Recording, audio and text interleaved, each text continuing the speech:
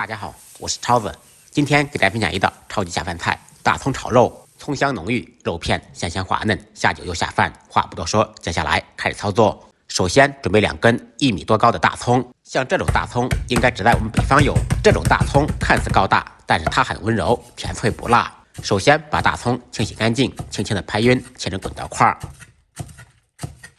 全部切好以后，放入碗中，用手把它抓散，这样容易炒透。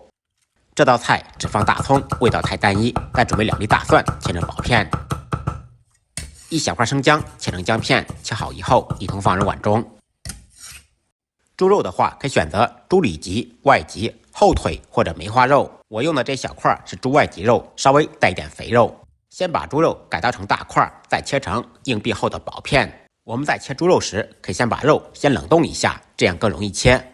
全部切好以后放入碗中，接下来简单上下姜，1小块生姜，少许大葱，加入清水，用手攥出汁水，这就是葱姜水。加入一点葱姜水，肉片里面放入一点葱姜水，这样不仅可以去腥增香，还可以使肉片更加滑嫩。放入一点点盐，增加底味，少许白胡椒粉，1小勺生抽，单手打入半个蛋清，用手彻底搅拌均匀，把肉片抓至发黏，使肉片吸收水分和味道。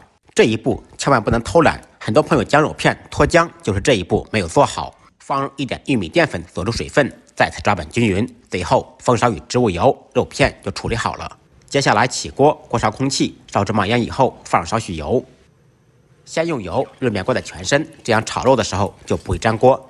这一步也称之为润锅吃油。油热以后，把油倒到油罐中，另起锅，锅烧热，放少许油，油温4成热，放入煎好的肉片。放进去以后，先不要着急搅动，5秒钟以后，再用黑色的筷子扒拉开，开中火把肉片炒熟、炒透、炒至全部变色。这个过程家庭小灶大概需要1分钟左右。炒好以后，倒出控油备用。另起锅，锅烧热，放少许油，放入蒜片、姜片，爆出香味。小料炒香，放入切好的大葱。开大火快速翻炒，动作要快，姿势要帅，把大葱炒出香味。期间可以烹入一点清水，避免把大葱炒糊。断生以后开始调味，放入适量的盐，1点白糖提鲜，中和味道。继续翻炒均匀，使调料全部化开。然后放入肉片，少许酱油，盐锅边淋入，提鲜提味。继续开大火，简单翻炒扒拉2下。这道菜好吃的关键，出锅之前烹入一点锅边醋。放醋不是为了增加酸味，而是解腻增香。再淋入一点香油，翻炒均匀，起锅装盘。